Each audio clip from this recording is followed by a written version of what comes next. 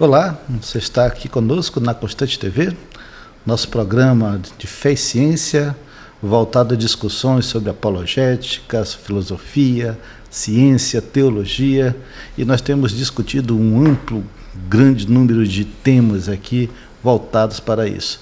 E hoje nós estamos de novo com o nosso professor Haroldo Guerreiro, e vamos falar sobre um tema importantíssimo, vamos falar sobre o universo, a perfeição do universo, e vamos ter uma conversa interessante nessa manhã.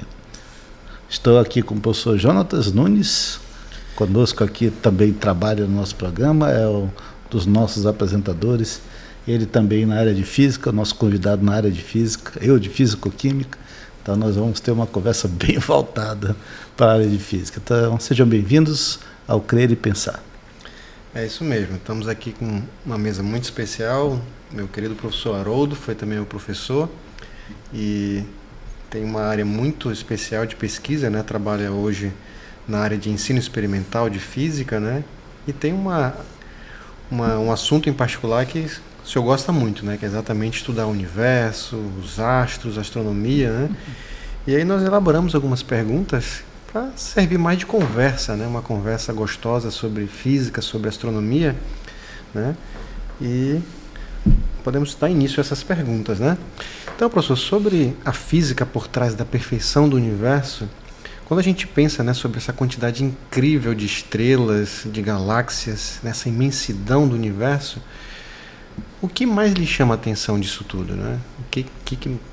Tem alguma coisa em particular nessa imensidão do universo que mais lhe atrai, que mais lhe chama a atenção?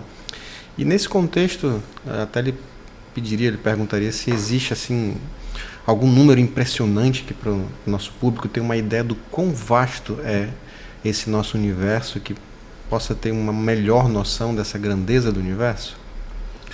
Bom dia, Jonatas. Bom dia, Kelso, professor Kelso e professor Jonatas. É um prazer estar de novo com vocês aqui. Eu espero que seja um bate-papo. Com certeza. Certo? Não sou especialista no assunto, né? Mas a gente quer conversar, né? Quer dialogar um pouco sobre isso. Eu leio um pouco apenas. Tem professores na universidade lá que, certo, são mais dedicados a isso aí e fazem cursos até, certo? Mas a minha experiência maior é em física da matéria condensada.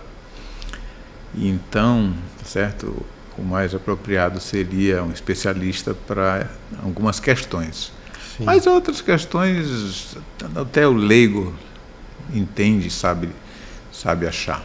Acho né? que todos nós temos um pouquinho de astrônomos, né? Todos nós apreciamos olhar para o céu, né? Né? De curiosidade e de deslumbramento, né? Isso, exatamente. Do céu. Mas, Haroldo, você às vezes fazia algumas imagens de astronomia na UFAM, né? Inclusive quando tinha um clube de astronomia. Tem um clube, né, de astronomia, eu participo assim, estou no grupo, mas a participação que eu tive uma vez foi assim, porque tem um telescópio muito bom, pequeno, né, mas muita capacidade, então tinham alunos lá de outras instituições que gostam do assunto e queriam fazer astrofotografia, né? E às vezes eu lembro de ter ido para o campo de futebol ali do minicampus da UFAM, numa noite raramente limpa, né? Limpa, né, clareia. Mas tem menos luz ali dentro do campus, né? Me lembro de... E aí a gente fazia algumas fotografias tanto de planetas como de aglomerados, né? É mesmo? De estrelas também. Então, carro muito boa, é claro, depois de tratada no computação e tudo mais. Agora que o senhor falou, eu lembro de uma ocasião na época que eu estava na graduação, eu era aluno do PET, né, Programa Especial de Ensino Tutorial, né, de treinamento, e aí teve uma noite que de fato nós combinamos e tudo para virarmos a noite para tirarmos essas fotografias. Eu não consegui ficar até o final, porque no dia seguinte eu tinha prova e aí tive que ir para casa para me preparar, mas realmente eu lembro desses programas de... Então, aquele era um telescópio bem antigo, né? Bem antigo, que a gente foi reformando e tudo, mas ele era assim, newtoniano, né? Que é um espelho, Então ele conseguia captar mais luz e tá certo, dava menos problema que as lentes, a refração dá, né? E aí mas a gente não tinha essa facilidade que tem hoje dos ótimas câmeras nos celulares, né? Então fazia assim, quase que com uma webcamzinha mesmo. Era bem... Certo, mas hoje não, essas pessoas que fazem usam programas sofisticados para tratar essas... Às vezes tem 18 mil imagens, certo? De uma, aí eles vão, depois fica uma só. Sobrepõe e gera uma só. Isso, né? exato. Assim fica uma só. Às vezes passa de novo por outro programa. Por isso que você tem aquelas qualidades que aparecem por aí. Em Manaus, então, é possível... Esse grupo ainda está funcionando? Está. Tem gente com tá certo? Observatório mesmo, que o teto sai assim e expõe a É céu, aberto né? ao público assim? Ou Não, né? é de uma pessoa particular, né? Sim. Não, mas o grupo é aberto ao público? Sim. Que eu saiba, você pode participar. Então, você que está aqui nos ouvindo, aqui em Manaus tem um clube de astronomia, na UFAM. Tem professores especializados nisso, tem alunos trabalhando. Tem. Eu imagino que tem um cronograma. Então, qualquer coisa, entre em contato do departamento de física. Pode mandar perguntas para a gente aqui, a gente manda para o Svarudo, ele encontra a resposta e a gente manda para você de volta. Isso. Pois é. Legal, é bom saber disso. Legal mesmo. Mas enfim, temos... Qual aspecto da astronomia que mais lhe atrai, não assim que lhe chama atenção e que você gosta de estudar ou de contemplar, por assim dizer? Bom, no momento eu precisei ver alguns dados sobre radiação cósmica de fundo por causa da teoria de radiação do corpo negro, que é um assunto da física quântica, né? Sim. E aí, se debruçando sobre isso, fui vendo como era assim bonito, certo? Essa comprovação, ou melhor, essa forte evidência, tá? De que o universo de fato já esteve bem menor e bem mais quente, né? Então, isso a gente terminou lendo mais, trouxe algumas imagens, tá certo? E a história com que isso se desenrola é interessante, né? Envolve o Einstein, obviamente, tá certo? Então eu terminei me aproximando mais desse assunto aí. Mas só isso, o buraco negro, né? Stephen Hawking, não. Sim. Você está falando então da teoria do modelo padrão Big Bang? Isso. Big Bang. Legal. Podia explicar para o público leigo, assim, de maneira geral, o que seria essa radiação de fundo? Mas já pode usar as imagens? Pode, temos figuras. O professor trouxe umas figuras para a gente aí. Tá. Que seria o quê? Então, slide 15? Esse aí, por exemplo. Começa aí, né? Bom, aí essa imagem, tá certo? Tá aí do Einstein e esse padre belga Lemaitre. Tá? Ele ficou encarregado... Isso é o que eu encontrei, né? Desculpa, gente, essa enxerida. É edição, a gente se meter na conversa, né?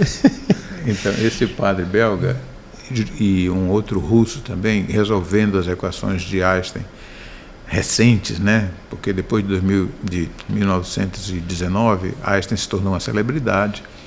As equações da teoria geral da relatividade. Teoria geral da relatividade. Então, são 16, se eu não me engano. Aí eles foram resolver essas equações. Obviamente, esse Lemaitre era um físico matemático, né? Além de padre. E mesmo com a constante cosmológica que o Einstein tirou do bolso e colocou, né? Por causa de uma pressuposição de que o universo era estático. E eterno, né?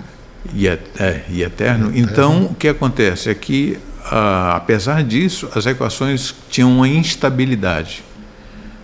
Tá? E o Lemaitre, e um russo também, eu não me lembro agora o nome dele, mas um russo também chegou a essa mesma conclusão. E o Lemaitre verificou que, pelas equações, o universo estava se expandindo. Era o George Gamow? Não, George Gamow é esse aqui, né? Não, mas era um outro russo, E ele chegou também nessa conclusão. Sim. Mas o Lemaitre, tá certo? Ele viu que pelas equações o universo estava se expandindo, o que o Einstein podia ter chegado nela também, se não tivesse esse pressuposto. Você vê como pressuposto é um negócio muito perigoso em ciência, né? Sempre. Muito perigoso, porque era tão forte para o Einstein que o universo é estático, que ele pegou e colocou com a mão ali uma constante. Depois ele vai dizer que foi o maior erro da vida dele. E, apesar disso, tá certo? O universo, segundo Lemaitre, estava se expandindo e ele foi mais longe. Se estava se expandindo, você volta no tempo, ele começa a ficar menorzinho, menorzinho, até que chega num ovo primordial, como algumas pessoas se expressam desse jeito. E como ele começou, foi, tá certo, numa grande expansão. Depois que o pessoal do universo estático e eterno, até para, numa maneira jocosa, chamou de Big Bang. Isso. E pegou. Esse que aparece de bigode aí era um dos que batiam firme contra a possibilidade de o universo ter tido um começo. Esse era um dos opositores, tá certo? E então o Lemaitre pega e publica isso aí, o Einstein, né, fica sabendo, obviamente, aparecem os dois conversando, e tem um momento que o Einstein disse: olha, sua matemática é boa, está correta, mas a sua física é abominável. Abominável. Isso me cheira a criação. Isso, porque se tem um início, Esse é o ponto, alguém né? criou, né? Até então não era a hipótese vigente da época, né? Não, o padre não chegou a dizer alguém, né? Tá certo? Foi criado, né? Se teve início, foi criado. Nem, sem denunciar assim, se foi algo ou alguém que criou, certo? O Einstein já refutava, dizendo que não. Mas o que acontecia é que 2 anos antes, o Hubble tinha encontrado, pelas suas observações, um telescópio Palomar, se não me engano. Monte Palomar, né? Encontrado, de fato, as galáxias se afastando. E quanto mais longe elas estavam, mais rápido elas se afastavam. E ele relatou isso tudinho. Então, ali, depois era só juntar as coisas. Tanto é que, hoje em dia, a teoria, a equação, a lei, aliás, do Hubble, não é mais chamada lei de Hubble. É chamada lei de Hubble-Lemaitre. Que é esse padre aí. Tá? E como foi que depois se comprovou isso, né? Então, esses 3 que aparecem, George Gamow, o Ralph Alpher e o Robert Herman, eles trabalhavam juntos e eles viram que, pela quantidade de hidrogênio que deu para se calcular na época, e hélio, né, em média, claro, no universo, era para se esperar uma temperatura hoje do universo em torno de 5 Kelvin, né, como está ali. Tá? E que, portanto, você tinha essa temperatura, ainda estava emitindo essa radiação. Uma radiação de fundo. Né? Radiação de fundo, radiação fóssil. Que era, tá certo? Sim. O resto, digamos assim, da radiação inicial, que deu origem ao universo. Que deu origem ao universo. Certo? Haroldo, sabia que tem uma historinha bem interessante nessa figura aqui? Esse homem aqui, George Gamow, ele era um piadista. Era, isso. Ele gostava de fazer piada e ele era considerado muito bem-humorado. Então, nessas histórias aqui do Big Bang, ele se juntou com esse Ralph Alpher e ele ficou maluco para encontrar um terceiro que tivesse um sobrenome Beta, porque era Alfa, Beta e Gama. Ele encontrou. Ele segurou um artigo por anos até encontrar. Caramba, o Alver ficou chateado com isso, obviamente, né? Aí ele encontrou alguém, um físico até de renome, Betts. E colocou o homem sem ter nada a ver com o assunto, mas só para ter... Vamos pedir para ele dar uma lida para revisar, para colocar o nome dele. Perco o amigo, mas não perco a piada. É mais ou menos assim. Foi bem interessante. Ele era bem humorado sobre a ideia do Big Bang, né? Ele achava também que inicialmente não fazia sentido, mas depois disse não, houve o início. Houve o início. Então a hipótese vigente na época era, dentro do mundo naturalista, era que não existia um começo, né? O universo era eterno, né? Não teve começo. E estático. Estático, né? Então a introdução da ideia de um começo já foi um abalo, né? Nesse sentido, né? O Big Bang, a ideia de um início, basicamente rende à ciência a palavra de Deus. Porque na época de Lemaitre e outros, somente a Bíblia falava do universo com início, né? Você vai para aquelas ideias mais esotéricas ali do Oriente. Exato. É um universo As religiões orientais, todas elas concebem, aliás, um universo eterno. Sim. Um universo eterno, não tem começo nem fim. Só, tá certo? Digamos assim, o judaísmo, o cristianismo, tá certo? Porque é a mesma escritura, né?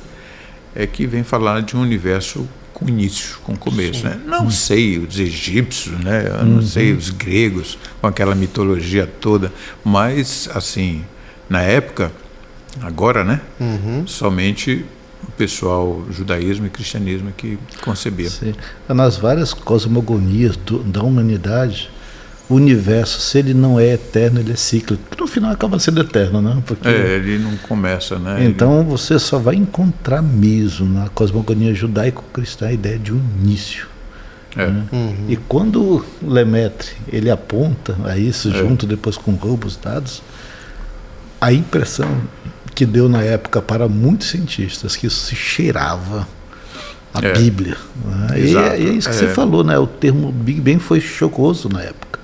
Foi uma piada de mau gosto. Tentaram assim, jogar fora a teoria. E no final ficou. Bem, mas a conversa a gente está tão interessante que a gente está começando a esquecer o tempo. Nós vamos dar um intervalozinho, né? E depois nós voltamos. Mas eu quero lembrar nesse finalzinho que esse ano nós vamos ter o TDI Norte aqui em Manaus. Vai ser aqui na igreja, vai ser no CAC. Então você já prepara aí para setembro. Nós vamos trazer os grandes expoentes da TDI Brasil aqui. Então vamos ter a primeira vez o TDI Norte. Então, já reserve sua caravana para vir aqui conosco. Ok?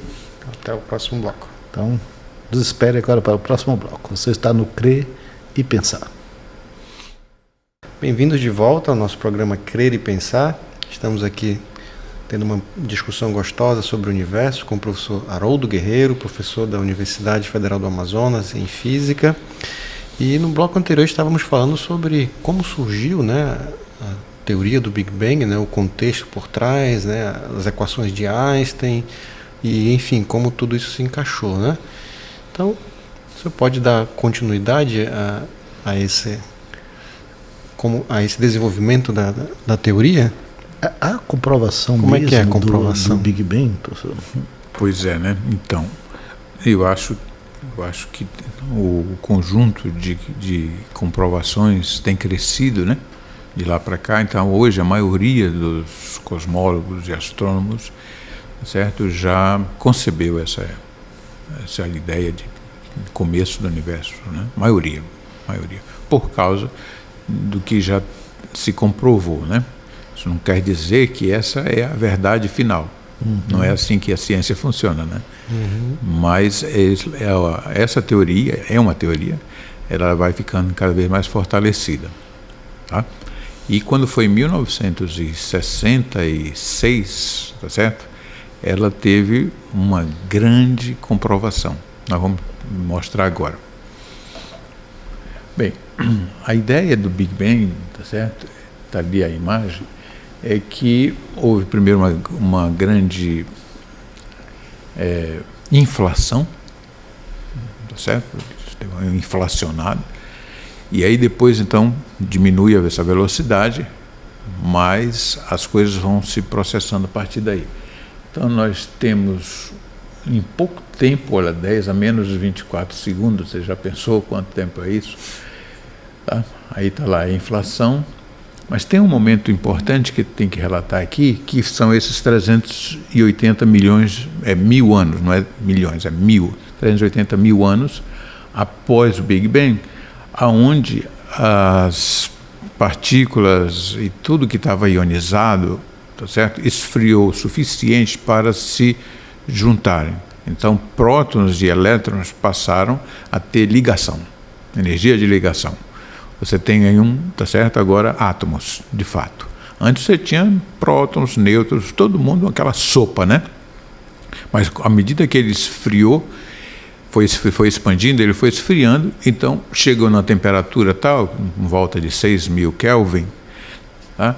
Em que esses átomos foram se formando, porque criou-se o sistema, né? Próton, elétron, nêutron. E quando eles se formam, então começam a emitir luz. Só aí é que o universo passa a ser luminoso. Entendeu? Raio-X, raio infravermelho e tal, mas foi emitindo. Mas aí é resfriamento ou também a questão, uma vez que está inflando, a força gravitacional começa a se diluir e eles têm agora mais possibilidade de sair das trevas gravitacionais? Bom, eles não tinham, tá certo, concentração suficiente, eu acho, para tanta gravitação assim. Depois é que vai haver um aglutinamento, né, dessas partículas, e vai formar grandes nuvens, e depois então chega a vez de formar as estrelas, tá?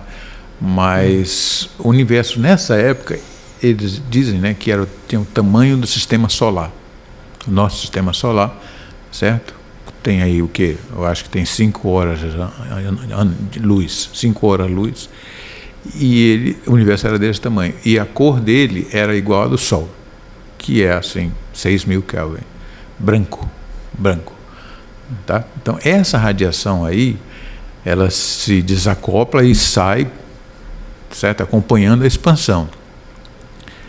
Examinando essa radiação, que é a fóssil, né? Que é a radiação fóssil, é que dá para saber qual é a temperatura do universo agora, tá certo? E de que jeito que essa radiação se encontra, e até a distância hoje que realmente tem de um lado a outro do universo, ou seja, o diâmetro do universo.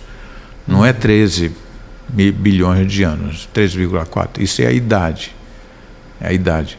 Mas o comprimento, o diâmetro dele é de 92 bilhões de anos-luz, né? Anos-luz. Mas então, esse era o jeito, tá certo? Vem a sopa, depois fica átomos, e aí vai se formando as estrelas e, por fim, as galáxias, tá certo? E a ideia Eu fiquei com uma dúvida aí, professor. Sim. Se o universo tem mais ou menos 90 bilhões de anos-luz, a inflação foi mais rápida que a luz? Foi. Então, pela teoria da relatividade geral, certo? Não existe nada que pode ser mais rápido que a luz, né? Mas o crescimento do universo, a expansão é mais rápida. Isso tem outras pessoas que vão explicando o porquê, tá certo? Que isso acontece. Então a luz, ela vem, digamos, de uma galáxia para cá, só que essa galáxia vai sendo levada, por causa da expansão, cada vez mais para lá. Então tem galáxias que nós nunca vamos enxergar, porque a expansão é mais rápida do que a própria luz, de acordo com a teoria da relatividade geral. E não tem assim algum campo, alguma área de estudo que tente, eu diria, conformar comprovar isso? Comprovar esse resultado, essa hipótese. Porque realmente, né, ao longo de toda a minha formação em física, a gente sempre ouviu isso, né? Praticamente é uma verdade absoluta, né? A velocidade da luz é constante e nada. Até existe, né? Eu me lembro que acho que foi em física matemática que eu estudei sobre.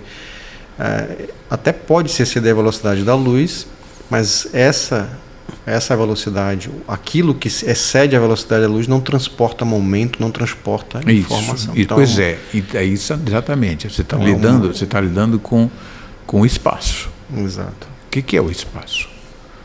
Entendeu? Como é que essas coisas... Tem inércia? Não tem.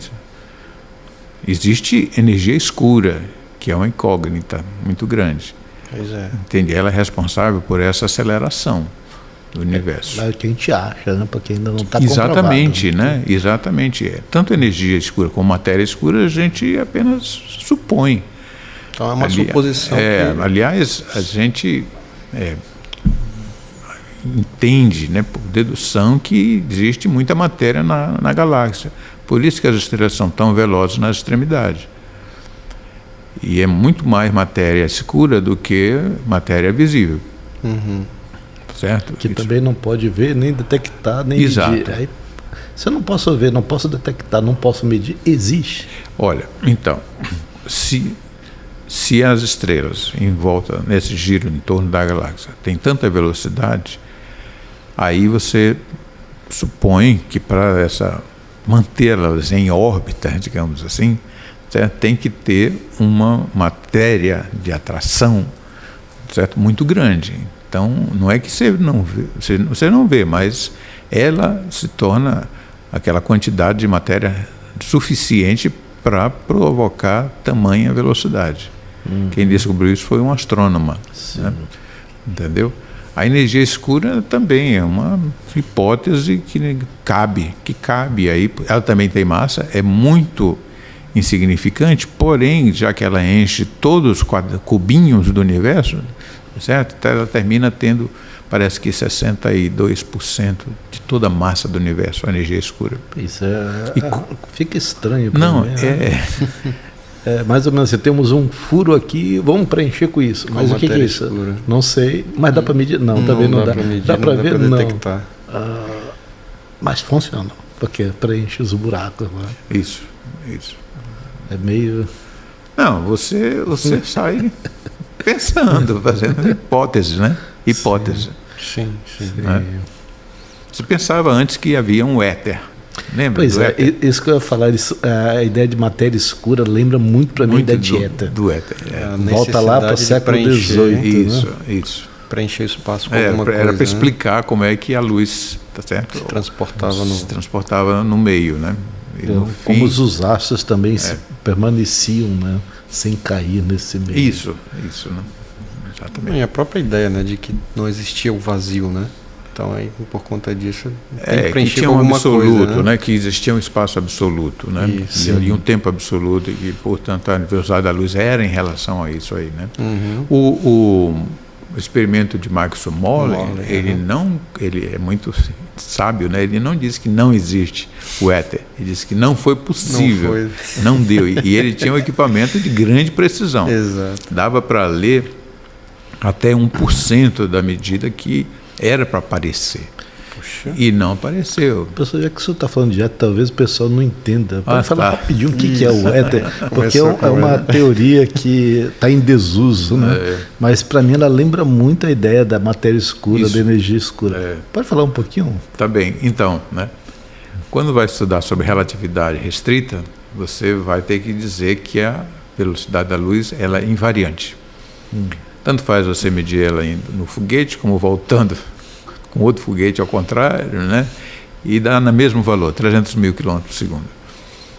E não era que assim que se pensava newtonianamente ou na relatividade de Galileu. Tá certo? Então, o que se pensava é o seguinte, é que aumenta a velocidade quando o referencial está correndo também. Sim. Certo? Ou, ao contrário, diminui, né? E foi feito...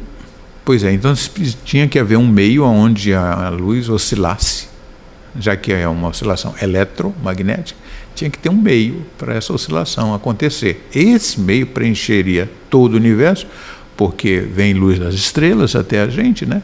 Então preencheria todo o universo e era em cima dele que a luz tinha 300 mil km por segundo. Então alguém pegou e falou, bom, eu vou fazer então um experimento, já que a Terra está andando nesse meio e ela anda meio com 300 km 30 km por segundo em torno do Sol. Bastante, né? Então, a velocidade da luz medida, né, quando a Terra está indo e quando a Terra está vindo em outra direção, depois de 6 meses, tinha que ser diferente. E a pessoa tinha um equipamento que dá para fazer isso, que é o interferômetro de Michelson, né? Aí fizeram as medidas e não acusou nenhuma diferença. Fizeram 6 meses depois, nenhuma diferença. De madrugada, fizeram de toda maneira, fizeram 1 ano de tentativas e nunca aconteceu nenhuma diferença da velocidade da luz.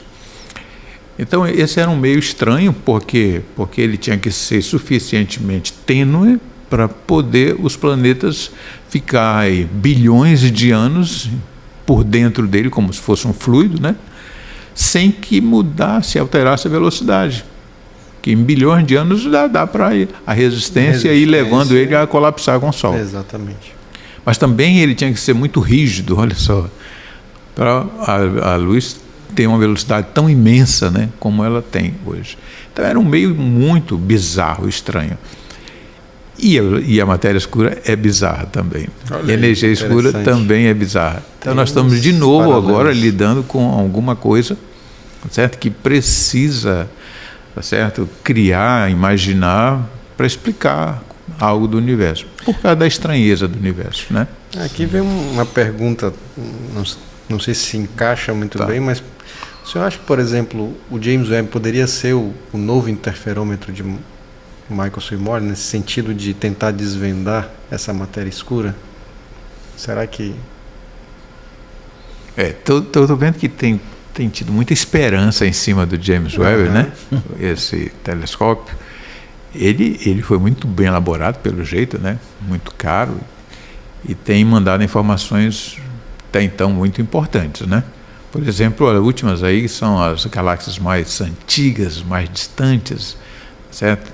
Com um aspecto novo, tá certo? Novo, um aspecto de uma galáxia já formadinha, tá certo? Já, né? Já madurazinha. Galáxias supermassivas que não poderia, no modelo padrão, existir. Né? Exato, né? Já não era para ter essas galáxias assim. E o James Webb está mostrando. Então, isso não significa, tá certo? O que muita gente está dizendo, está tudo errado. Estávamos errados. Não significa isso. Significa que algumas teorias dentro da formação de galáxias precisam ser revistas, né? Mas toda vez que você tem um equipamento que gera mais precisão, mais nitidez e tudo mais, certo? Você vê algo além, né? Por exemplo, você lembra das linhas espectrais? Sim. Não é? Do hidrogênio? O próprio Niels Bohr ganhou o prêmio Nobel porque ele explicou as linhas de hidrogênio. Mas se você olhasse com uma resolução maior, em vez de um prisma, grade de difração de maior resolução, ia ver que cada linha daquela, na verdade, eram 2, bem pertinho. Sim. Essa é a estrutura fina dos átomos, tá certo? E não se conseguiu explicar isso até quando se considerou a existência do spin do elétron. Então, só em 1926. De forma que, graças a Deus, que não sabiam disso, né? Porque a teoria do Bohr foi importante, mesmo muito sendo importante. Assim um pouco infantil, digamos assim, aquela física, né? Bem simples. Mas ele terminou mostrando que a quantização existia dentro do sistema atômico, né? Exato. E aí, né, depois foram ver, olha de perto, olha de novo, tá certo? Termina aparecendo mais coisas. Talvez o James Webb ainda traga mais surpresas, né? Ajude nesse sentido, né? Mas pelo James Webb a gente tem que rever muita coisa do modelo padrão, né? Sim. Porque tem coisas que não faz sentido. Com o modelo do Big Bang, o negócio vai formando, vai coalescendo e não se sabe explicar. Essas fotos, principalmente de galáxias supermassivas, né? Essa está muito além do que o modelo padrão poderia explicar. Então é realmente coisa nova. Nós não sabemos, estamos vivendo provavelmente uma revolução em aspecto de cosmologia. Né? É possível, é possível. A coisa mais forte que eu já li sobre e como evidência do modelo padrão, é justamente a radiação cósmica de fundo, tá certo? Aonde foi capturada sem querer, tá certo? Por 2 engenheiros da Bell Telephone, né? Mostra aí o 17, slide 17, por favor. O próximo. Então, essa antena aqui, muito bonita, para mim é uma antena muito bonita, está aqui os 2 engenheiros da Bell Telephone. Então, ela conseguia estudar micro-ondas. E você veja que a forma como ela é e os eixos, dá para ela pegar toda a micro-onda que vem do hemisfério inteiro. Professor, Tá muito boa. vamos dar uma paradinha, porque esse assunto é grande. A gente vai ter o nosso intervalozinho. Tá bom. Fique aqui conosco. A gente vai falar um pouquinho agora sobre radiação, viu? De fundo, Tá. com o professor Haroldo Guerreiro, professor de Física da Universidade Federal do Amazonas. Fiquem ligados, viu? Fiquem ligados. Olá, você está de volta ao programa Crer e Pensar, um programa para pessoas que têm uma fé que pensa, uma razão que crê. E estamos conversando hoje com o professor doutor Haroldo Guerreiro. Estamos falando sobre o universo, sobre o Big Bang, sobre a perfeição do universo criado por Deus. E no bloco anterior nós estávamos falando um pouquinho sobre a própria teoria em si do Big Bang, especificamente na radiação de fundo, e ele trouxe uma imagem impressionante aqui para nós. Professor Haroldo, por favor. Muito bem. Como a gente estava falando, né, que havia, sim, a previsão de que a existência de uma radiação cósmica de fundo, se tivesse acontecido o Big Bang, portanto, havia um descolamento dessa radiação da matéria, e ela enchia todo o universo. Mas ela esfriou, né? O universo esfriou, então, e pela expansão dele, essa luz já seria hoje micro-ondas. Então, o comprimento de onda esticou tanto que aqueles 500 nanômetros, tá certo? Viraram agora alguns milímetros de comprimento, por causa da expansão do universo, até hoje. E se você usar depois na lei de Wien e tudo, você chegava numa temperatura do universo aproximadamente 5 Kelvin. Bom, começaram a procurar essa radiação, mas 2 engenheiros da Bell Telephone, eles estavam com essa antena aí, tá certo, estudando sobre micro-ondas, né, para satélites, porque os Estados Unidos tinham muito interesse em vigiar, tá certo, usando satélites. Espionar. E aí, tá certo, eles notaram que para qualquer lado que eles direcionassem a antena, tinha um chiado, né? Um chiado, entendeu? Um chiado, que é o mesmo que a gente pegava no rádio quando saía de uma estação para outra. Aquele chiado não é problema no rádio, nem é interferência no quê, mas é essa micro-onda. E eles viravam para todo lado, e até que telefonaram para uma universidade, e falaram: está acontecendo isso. Quem atendeu o telefone falou: meu Deus, vocês encontraram a radiação que a gente tanto procura, e estava construindo uma antena, né? E no fim, eles que ganharam o prêmio Nobel. Olha só. Viraram astrônomos. Eram engenheiros, aí de repente viraram astrônomos. Engraçado que eles chegaram a pensar que era até o cocô dos pombos que estava gerando essa interferência. E espantaram os pombos voltaram, e de novo, e daqui a pouco mata os pombos. Mataram os pombinhos. Certo? Foi isso mesmo. Em nome da ciência. Então, quando eles mapeavam o céu, era sempre esse chiado. Esse chiado era uma radiação. Era a radiação cósmica de fundo, que na verdade não tem só um comprimento de onda, ela tem vários comprimentos de onda, igual o meu corpo de vocês está emitindo, por causa da nossa temperatura, está emitindo em vários comprimentos de onda, mas tem um que tem mais intensidade, tá certo? E no caso do cosmo, né, o que tem mais intensidade está na faixa da micro-onda, está ali, aquele ponto máximo, né, do gráfico, 160.4 GHz. Isso é frequência de micro-ondas. Você pode explicar um pouquinho desse? Pois bem, então, as medidas, né, foram feitas e davam para uma temperatura, né? E ficou isso repercutiu tão bem isso, ficaram tão impressionados que a NASA começou a enviar sondas, né, satélites, para medir fora da atmosfera, né, não mais usando a antena dele, mas fora da atmosfera, e essa radiação. Então, quando você pega toda a intensidade de todos os comprimentos de onda onde essa radiação existe, você obtém uma curva que, certo, se assemelha à curva de um metal aquecido.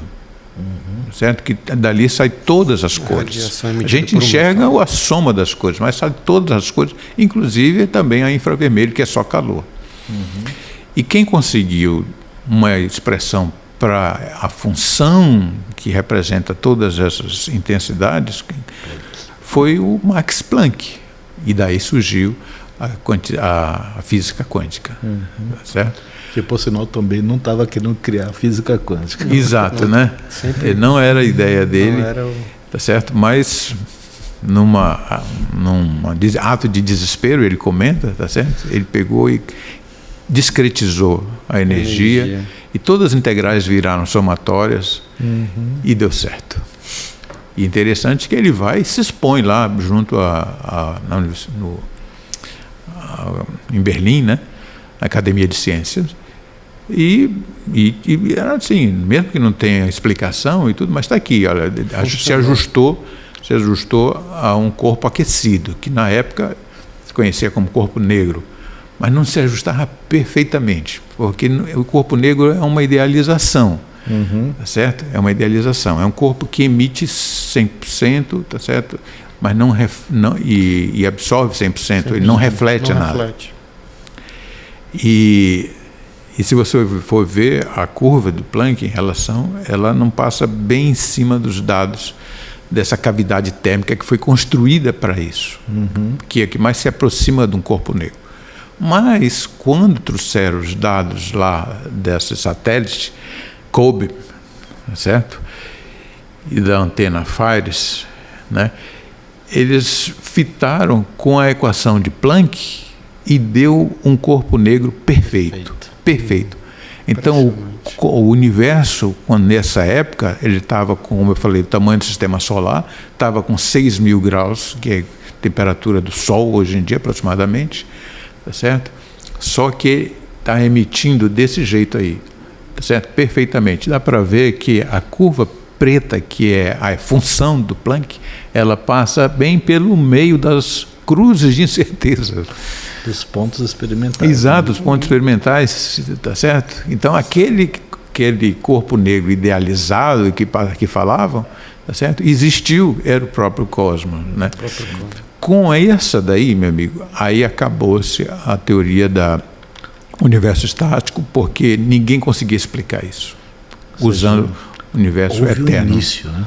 Exatamente. Então, pronto, aí o pessoal falou, ó, não tem como refutar até então, tá certo? Que houve de fato um início e com 380 mil anos ele soltou essa radiação. Qual era o livro mesmo que eu falava que as coisas tinham início? Hein? Sim, tá bom. Tinha um livro, né? Tem um livro, tem capa preta.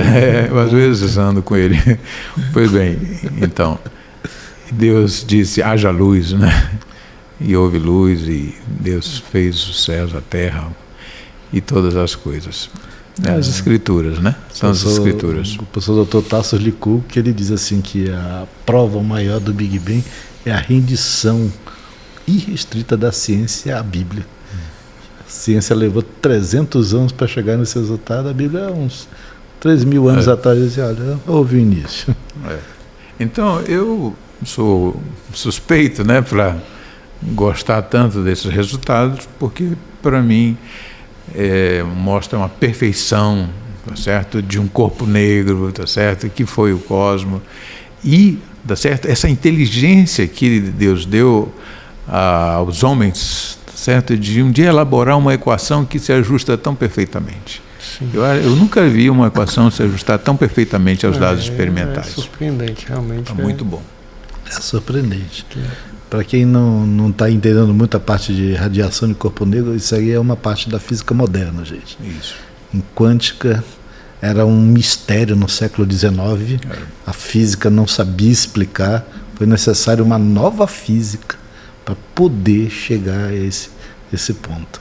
Algo que era desconhecido para nós. Uma loucura até, né? Discretização de energia. O próprio Planck ficou 7 anos tentando obter o mesmo resultado através da física antiga, física clássica, até que ele desistiu. O Einstein não teve esse negócio não, ele já comprou a ideia e usou. Ainda que ele não aceitasse, né? A quântica em muitos aspectos. Mas a ideia de quantização de energia, ele pegou logo do Planck, a equação H vezes a frequência, tá certo? E usou o efeito fotoelétrico. Ganhou o Nobel. Depois ganhou o prêmio Nobel.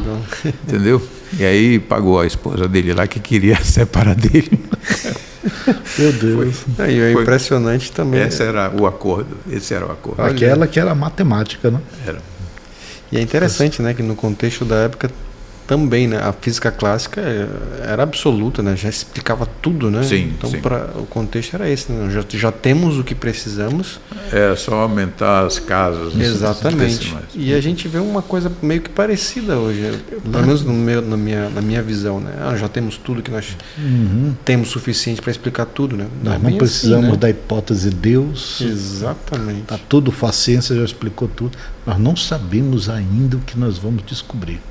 E eu acho que quanto mais a gente descobre, mais aponta para Deus. Exatamente. Não tem como. Porque a ciência ela não pode ser contrária em suas... Se for uma ciência honesta, né? Em seus fundamentos ela não honesta, pode. Sem pressupostos. Sem narrativas ideológicas. Sem narrativas, tá certo? Ela é capaz de mostrar muitas verdades, assim, incômodas, né? Incômodas, né? Incômodas para aqueles que rejeitam, né? Ou resistem à ideia de um criador. A Planck é o próprio Planck. Ele vai escrever uma frase, ele diz assim que os cientistas que se recusam à ideia de um Deus, eles vão cedo ou tarde se deparar com um mistério insolúvel ou com uma ideia incômoda para eles. Que é o próprio Deus. É interessante. Em algum momento. Se viverem suficiente. Bem. Se alcançarem, né? Mas o universo, ainda que pareça que tenha tido um início caótico, ele é uma coisa impressionante, a perfeição do universo. Quando a gente vê o número de estrelas, por que será que Deus criou tantas galáxias, hein? Não podia ser uma só? Você está perguntando por que ele criou tantas galáxias? Não bastaria uma só, né? Pois é, né? Você vê um significado nisso, nessa vastidão, nessa infinitude no universo? Olha, hoje em dia, olhando daqui da Terra, a gente enxerga 8.000 estrelas numa noite muito boa. Eu não sei, num deserto, né? Onde bem seco, né? Mas dá para se ver 8.000, esse é o número que o pessoal... A olho nu? A olho nu, 8.000 estrelas. Então, acho que para nós é corriqueiro, né? Entender o porquê disso, né? Mas assim, para o público geral, você poderia explicar por que é importante ter uma noite limpa para poder observar o céu? A questão da atmosfera, sim, do desvio. Exato, né? Então, a atmosfera, como eu falei ainda agora, naquele momento, que depois que se fotografava 18.000 imagens do Júpiter, por exemplo, tinha que passar no processador. Por quê? Porque você tem as imagens flutuando todo o tempo devido à atmosfera, que é um gás. Então, eu reparei um filme que foi feito, você tem as imagens todo o tempo trêmulas, por causa da atmosfera. Entendeu? Então, se tivesse a atmosfera ainda por cima, com fumaça, com muita umidade, tá certo? Aí fica mais difícil. Por isso que os grandes telescópios na Terra, tá certo? Estão em lugares muito secos, que são, por exemplo, no Atacama, no Chile, certo? No lugar mais seco, nunca choveu lá. Certo? Então, você está livre de bastante interferência. Então, numa noite super limpa, você consegue, em média, enxergar 8.000 estrelas. Fora de Manaus. Fora daqui, né? Entendeu? Você consegue chegar esse valor. Mas agora, isso é uma fração agora, a estimativa, né? Estimativa, para vocês verem a ordem de erro é muito grande. De que se tem na nossa galáxia tem de 200 a 400, olha, Aí dentro cabe um monte de coisa, né? Só 50% de desvio. Exatamente, tá certo? Você tem 200 a 400 bilhões de estrelas na galáxia, na Via Láctea. Via Láctea. Entendeu? Esse número todo. E também se tem a ideia de que existem uns 200 bilhões de galáxias. O universo é infinito? Não é, né? Tem 92 bilhões de anos-luz. Né? A luz do Sol até nós demora 8 minutos. Até ela chegar no fim do sistema solar, são 5 horas, aproximadamente. 5 horas. Então, essa unidade de distância, tá certo, foi necessária. E ver que, mesmo assim, ainda tem que falar em bilhões, né? Não é nada, não? Exato. Mas é muito grande. A gente fica pensando assim, o Senhor criou um universo vasto, belo, bonito, né? Isso. Assim, ajustado. E para nós aproveitamos basicamente o nosso planetinha, uma estrelinha, mas nós temos 8.000 estrelas que nós podemos ver à noite. E com um telescópio muito mais. O Sol precisa da galáxia. Sim. Alguém podia falar assim, podia ter feito a Terra aí. Ela ia ter estações, precisou da Lua, né? Ela ia ficar aí no frio, 3 Kelvin, precisou de calor. Então, teve que ter o Sol. Não era só para iluminar, teve que ter essa atração gravitacional para ficar girando em torno. Teve que ter os planetas. Por quê? Porque, por exemplo, Júpiter, uma vez a gente já falou, que foi um dos responsáveis para colocar tanta água no nosso planeta, né? E o Sol precisa de um centro gravitacional maior, que é o centro da galáxia. Então ele gira 225 mil anos para fazer uma volta completa na galáxia. Né? E uma galáxia só também não se sustentaria, né? Teria que ter ela precisa outras. de outras, formar um grupo. Um grupo de Andrômeda faz parte desse grupo. Né? Está a mais de 2,5 milhões de anos-luz. Tá certo? Antes pensava-se que o universo era só a Via Láctea. Foi o Hubble que olhou, mediu e dava aproximadamente 1 milhão de anos-luz para Andrômeda. Pensava que Andrômeda era uma nebulosa. Foi ele que viu que era uma galáxia, que tinha estrela lá dentro. Né? Aí hoje em dia já se fez de novo uma medição, tem 2 milhões, não é bilhões, é milhões, e está vindo à nossa direção. Está vindo à nossa direção. Certo? Ela não tem aquele afastamento para o vermelho, a luz que vem de lá. É para o azul. Para o azul. Ou seja, tá lá. Meus queridos, o papo aqui está muito bom e nós nem chegamos a arranhar o assunto aqui. Né? Professor Haroldo, suas considerações finais sobre o universo, espaço, matéria, Deus, o que você pode falar para a gente, para terminar? A Bíblia fala que os céus proclamam a glória de Deus. Então eu tenho pensado o seguinte: você pode olhar para o céu e ver tudo isso e ficar deslumbrado com o céu apenas. Mas se você não se deslumbra com o Criador do céu, tem alguma coisa estranha, tá certo? Uma vez Jesus falou para 10 leprosos irem e no caminho, né, para os sacerdotes, eles seriam curados. E eles creram e foram curados. Mas um deles voltou, porque ele entendeu que ele estava diante de alguém muito mais importante do que a própria cura da lepra. E Jesus falou: só esse que voltou para agradecer? Não foi só para agradecer, foi para conhecer, certo? Quem tem tanto poder assim, e bondade, né? E bondade. Então, olhar só para o céu e se deslumbrar com tudo isso que tem e que nós podemos falar, tem essa literatura tão bacana que, não sei se dá para ver aqui, ó. Dá sim. Você está aqui, um livro tão gostoso de ler, e tem esse também em espanhol, livro sobre astronomia, certo? Que eu trouxe, uma sugestão de leitura para você. E você pode se deslumbrar com tudo isso.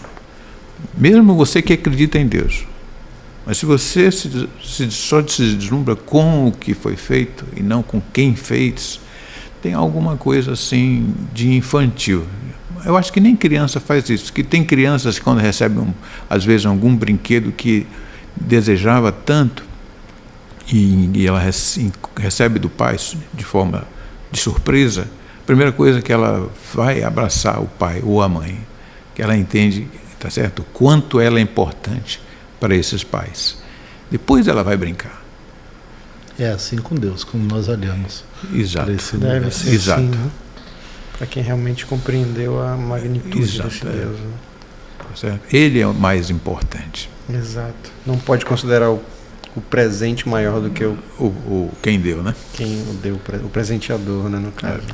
Gente, estamos encerrando aqui mais uma vez com o professor Haroldo Guerreiro. Professor, obrigado pela participação, obrigado pela conversa. A gente não chegou nem a arranhar o assunto. Né? E você prazer. que está aqui nos acompanhando, você está no programa Crer e Pensar, da Igreja Batista Constantinópolis, em Manaus. Fique conosco, fique com a nossa programação. Nos vemos no próximo episódio. Eu, Dr. Jonatas Nunes. Muito obrigado a todos e que Deus abençoe. Deus abençoe. Amém.